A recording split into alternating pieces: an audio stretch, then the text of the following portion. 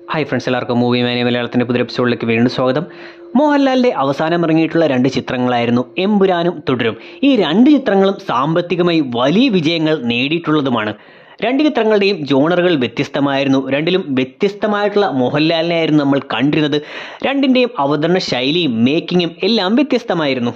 എങ്കിലും ബഡ്ജറ്റ് വെച്ച് നോക്കുമ്പോൾ എമ്പുരാൻ എന്ന ചിത്രമായിരുന്നു ഒരു പരിധിവരെ ഒരു വമ്പൻ ചിത്രം എന്നുള്ള ലേബലിൽ വന്നിരുന്നത്.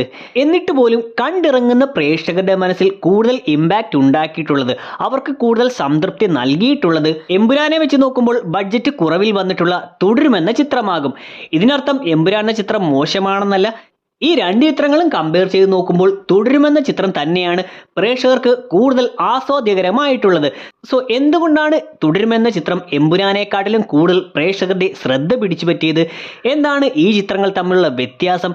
എന്തായിരുന്നു തുടരുമെന്ന ചിത്രത്തിന്റെ വിജയ രഹസ്യം? എന്നീ കാര്യങ്ങളെല്ലാമാണ് നമ്മൾ ഈ വീഡിയോയിലൂടെ നോക്കാനായി പോകുന്നത്. സോ വീഡിയോയിലേക്ക് കിടക്കുന്നതിന് മുമ്പ് ഈ പറയാൻ പോകുന്ന കാര്യങ്ങൾ നിങ്ങൾക്ക് സ്പോയിലറായി പോകണ്ടെന്നുണ്ടെങ്കിൽ ഈ 2 ചിത്രങ്ങളും നിങ്ങൾ കണ്ടിട്ടുണ്ടെന്ന് ഉറപ്പുവരുത്താൻ ശ്രമിക്കുക. നമുക്ക് നേരെ വീഡിയോയിലേക്ക് വരാം. അതിലൊന്നാമത്തത് ഹൈപ്പ്. ഈ അടുത്തിടയ്ക്ക് മലയാളത്തിൽ എമ്പുരാൻ പോലെ ഇത്രയും ഹൈപ്പിൽ വന്നിട്ടുള്ള മറ്റൊരു ചിത്രം ഇല്ല എന്ന് തന്നെ പറയാം. ചിത്രത്തിന്റെ പേര് അനൗൺസ് ചെയ്തത് മുതൽ, അല്ലെങ്കിൽ ലൂസിഫറിന്റെ അവസാനം ചിത്രത്തിന്റെ പേര് എഴുതി കാണിച്ചത് മുതൽ ഈ ഹൈപ്പ് തുടങ്ങിയിട്ടുള്ളതാണ്.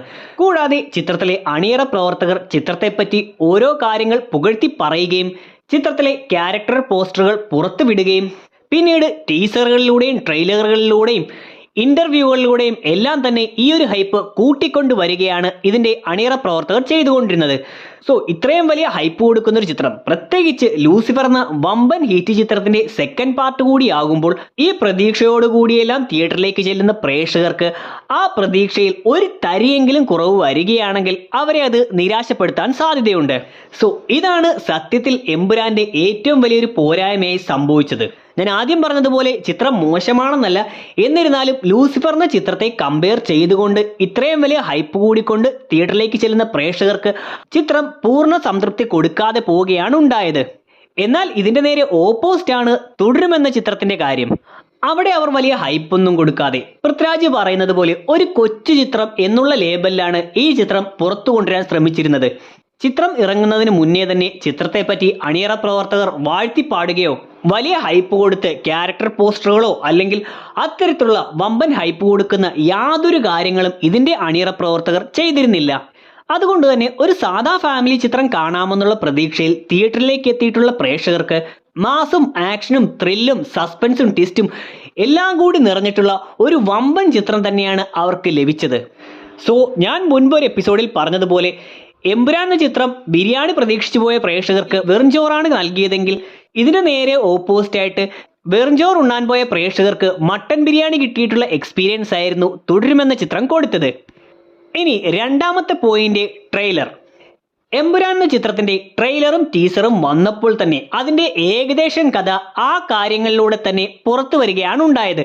അല്ലെങ്കിൽ എമ്പുരാന്റെ ട്രെയിലറും ടീസറും കണ്ടിട്ടുള്ള പ്രേക്ഷകർക്ക് അതിലൂടെ തന്നെ ചിത്രത്തിന്റെ 90% കഥയും ഊഹിച്ചെടുക്കാൻ, ഡീകോഡ് ചെയ്യാൻ സാധിക്കുന്നുണ്ടായിരുന്നു.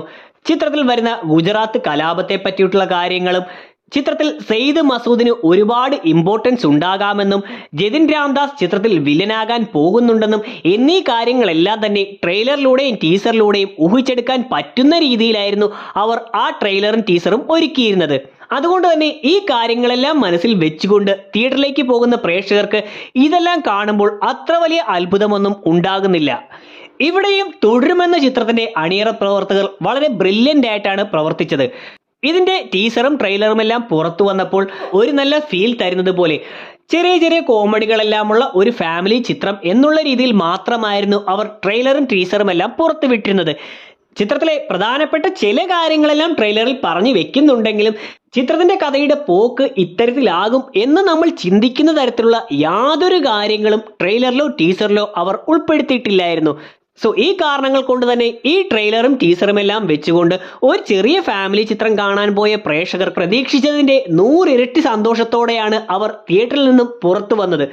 സോ ഇങ്ങനെ ട്രെയിലറിലൂടെ കഥ പുറത്തു പോകാതിരിക്കാനായി, ചിത്രത്തിന്റെ കഥയെക്കുറിച്ച് ഊഹിക്കാതിരിക്കാനായി തുടരുമെന്ന ചിത്രത്തിന്റെ അണിയറ പ്രവർത്തകർ എമ്പുരാൻ എന്ന ചിത്രത്തിന്റെ അണിയറ പ്രവർത്തകരെക്കാട്ടിലും ബ്രില്യൻ്റായി പ്രവർത്തിച്ചിരുന്നു. മൂന്നാമത്തത് സസ്പെൻസുകൾ. എമ്പുരാൻ എന്ന ചിത്രത്തിൽ ഈ എടുത്തു പറയുന്ന രീതിയിലുള്ള വലിയ സസ്പെൻസോ ട്വിസ്റ്റുകളോ ഒന്നും തന്നെ ഇല്ലായിരുന്നു. ലൂസിഫർ എന്ന ചിത്രത്തിലെ ബൈജുവിന്റെ ക്യാരക്ടർ സ്റ്റീഫന്റെ കൂടെ ഉള്ളതാണ് എന്നതുപോലും നമുക്ക് ഞെട്ടലുണ്ടാക്കുന്ന കാര്യമായിരുന്നു. എന്നാൽ അത്രയും സസ്പെൻസ് തരുന്ന യാതൊരു കാര്യം പോലും എമ്പുരാനിൽ ഇല്ലായിരുന്നു എന്ന് പറയാം. പിന്നെ ആകെ കൂടി പറയാനുള്ളത്, അല്ലെങ്കിൽ സസ്പെൻസ് ആകണം എന്ന രീതിയിൽ അവർ അവതരിപ്പിച്ചിരുന്ന കാര്യം, സ്റ്റീഫൻ നെടുമ്പള്ളി അല്ലെങ്കിൽ ഖുറേഷി എബ്രാമിന്റെ ആ ഫേക്ക് ഇടത്തും പിന്നീട് സ്റ്റീഫനായി കേരളത്തിലേക്ക് പ്രിയദർശിനി രാംദാസിനെ രക്ഷിക്കാനായി വരുന്ന സീനുകളുമാണ്. എന്നാൽ ഈ കാര്യങ്ങൾ അവർ ഉദ്ദേശിച്ചതുപോലെയല്ല. പകരം ഖുറേഷി എബ്രാം മരിച്ചിട്ടില്ല എന്നും അതുകൊണ്ട് തന്നെ ഉടൻ തന്നെ സ്റ്റീഫനായോ ഖുറേഷി എബ്രാമായോ തിരിച്ചു വരുമെന്നും ഈ കാരണങ്ങൾ കൊണ്ട് പ്രിയദർശിനിയെ വില്ലന്മാർ കൊല്ലാനായി പോകുമ്പോൾ ഉടൻ തന്നെ സ്റ്റീഫൻ അവിടെ പ്രത്യക്ഷപ്പെടുമെന്നും പ്രിയദർശിനിയെ രക്ഷിക്കുമെന്നും എന്നുള്ള കാര്യങ്ങളെല്ലാം നമ്മൾ ഊഹിക്കുന്നതും പ്രതീക്ഷിക്കുന്നതുമാണ്.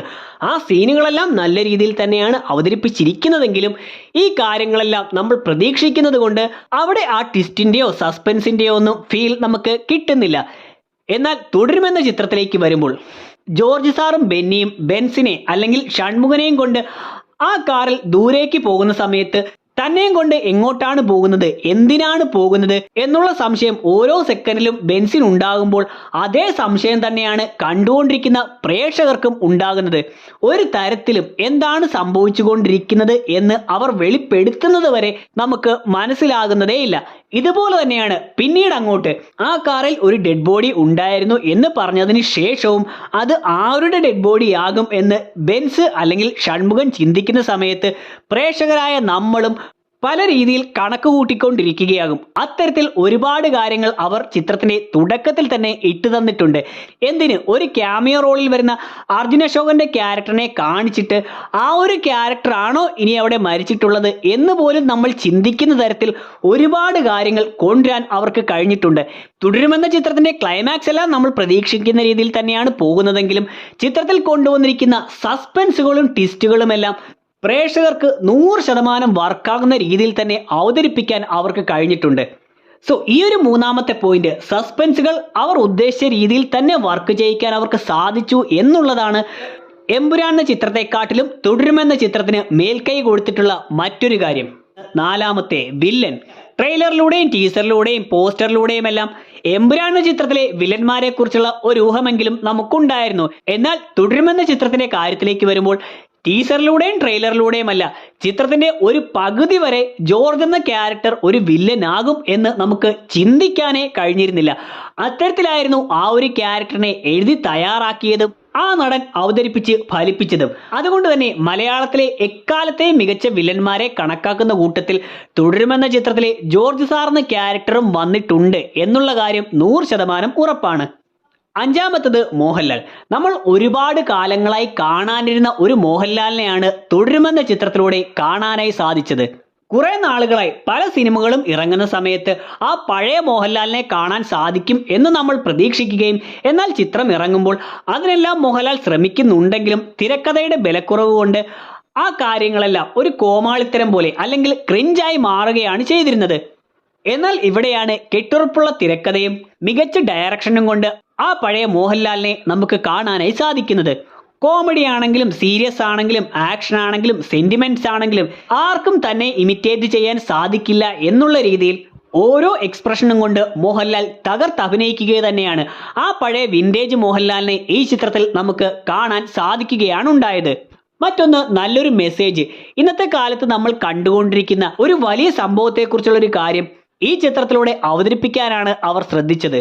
ദുരഭിമാന കൊല എന്നുള്ള പേരിൽ കേരളത്തിലും തമിഴ്നാട്ടിലും ഇന്ത്യയിൽ പല സ്ഥലത്തും ഇത്തരത്തിലുള്ള സംഭവങ്ങൾ നടക്കാറുണ്ട്. കൂട്ടത്തിൽ പോലീസുകാർക്ക് അതിൽ ഇൻവോൾവ്മെന്റ് ഉണ്ടെങ്കിൽ അവർ എത്തരത്തിലാണ് ആ കാര്യങ്ങൾ വളച്ചൊടിക്കുന്നത്, എങ്ങനെയാണ് നിരപരാധികളെ കുറ്റവാളികളാക്കുന്നത് എന്നീ കാര്യങ്ങളെല്ലാം ചിത്രത്തിലൂടെ പറയാനും ശ്രദ്ധിച്ചിരുന്നു. സോ ഇന്നത്തെ കാലഘട്ടത്തിൽ നടന്നുകൊണ്ടിരിക്കുന്ന ഒരു കാര്യം ഇത്തരത്തിൽ അവതരിപ്പിച്ചത് കൊണ്ടും പ്രേക്ഷകർക്ക് അത് നല്ല രീതിയിൽ കണക്റ്റ് ആകാനും സാധിച്ചു എന്നതും തുടരുമെന്ന ചിത്രത്തിന്റെ വിജയത്തിനൊരു കാരണമാണ്.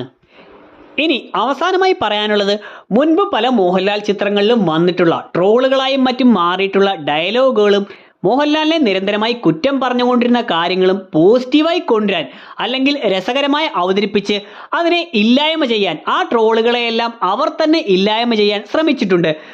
അതിൽ ഒന്നാമത്തേത് മോഹൻലാലിന്റെ താടിയെക്കുറിച്ചുള്ള കാര്യമാണ്. താടി വെച്ചതിന് ശേഷം മോഹൻലാലിന് അഭിനയിക്കാൻ അറിയില്ല, മോഹൻലാലിന്റെ മുഖത്ത് എക്സ്പ്രഷൻസ് വരുന്നില്ല എന്നീ കാര്യങ്ങളെല്ലാം കളിയാക്കുന്ന രീതിയിൽ താടി ഉണ്ടെങ്കിൽ ആർക്കാടാ കുഴപ്പം എന്ന് ചോദിക്കുന്നതും, മോഹൻലാലിന്റെ മേക്ക് ബിലീഫ് അല്ലേ മോനെ എന്നുള്ള ഡയലോഗും, ഒടിയല്ലേയും മരക്കാറിലെയും കഞ്ഞിയെടുക്കട്ടെ വെട്ടിയിട്ട വാഴത്തണ്ട് തുടങ്ങിയ ഡയലോഗുകളുമെല്ലാം ഈ ചിത്രത്തിൽ അവർ കോമഡി രൂപത്തിൽ അവതരിപ്പിച്ച് അതിനെയെല്ലാം ഇല്ലായ്മ ചെയ്യാനും അവർ ശ്രദ്ധിച്ചിട്ടുണ്ട്. മറ്റു പല ചിത്രങ്ങളിലും ഇങ്ങനെ പല പഴയ സിനിമകളുടെയും റെഫറൻസുകളും ഡയലോഗുകളും എല്ലാം കൊണ്ടുവരാൻ ശ്രദ്ധിച്ചിട്ടുണ്ടെങ്കിലും തന്നെ കളിയാക്കിക്കൊണ്ടിരുന്ന, തന്നെ ട്രോളിക്കൊണ്ടിരുന്ന ഡയലോഗുകളും കാര്യങ്ങളും തന്നെ ചിത്രത്തിലേക്ക് പോസിറ്റീവായി കൊണ്ടുവരാൻ ശ്രദ്ധിച്ചു എന്നത് ഈ ചിത്രത്തിൽ എടുത്തു പറയേണ്ട, തരുൺമൂർത്തിയെയും മോഹൻലാലിനെയും എടുത്തു പറയേണ്ട ഒരു കാര്യം തന്നെയാണ്. സോ ഇതെല്ലാമാണ് എമ്പുരാൻ എന്ന ചിത്രത്തെക്കാട്ടിലും കൂടുതൽ പ്രേക്ഷകർക്ക് തുടരുമെന്ന ചിത്രം ആസ്വാദ്യകരമാകാൻ കാരണമായിട്ടുള്ളത് എന്നാണ് എനിക്ക് തോന്നിയിട്ടുള്ളത്. സോ ഞാൻ ഈ പറഞ്ഞ കാര്യങ്ങളെക്കുറിച്ചുള്ള നിങ്ങളുടെ അഭിപ്രായം എന്താണെന്ന് തീർച്ചയായിട്ടും വീഡിയോയുടെ കമന്റ് സെക്ഷൻ ഉൾപ്പെടുത്താം. ഇതുപോലെ തുടരുമെന്ന ചിത്രത്തിന്റെ വിജയ രഹസ്യത്തെക്കുറിച്ചും തുടരുമെന്ന ചിത്രത്തെക്കുറിച്ചുള്ള നിങ്ങളുടെ അഭിപ്രായത്തെക്കുറിച്ചുമെല്ലാം വീഡിയോയുടെ കമന്റ് സെക്ഷനിൽ ഉൾപ്പെടുത്താൻ ശ്രമിക്കുക. വീഡിയോ ഇഷ്ടമായിട്ടുണ്ടെങ്കിൽ ലൈക്ക് ചെയ്യാനും ഷെയർ ചെയ്യാനും സബ്സ്ക്രൈബ് ചെയ്യാനും ശ്രമിക്കുക. നമുക്ക് അടുത്തൊരു എപ്പിസോഡിലൂടെ കാണാം. അതുവരെ ബൈ.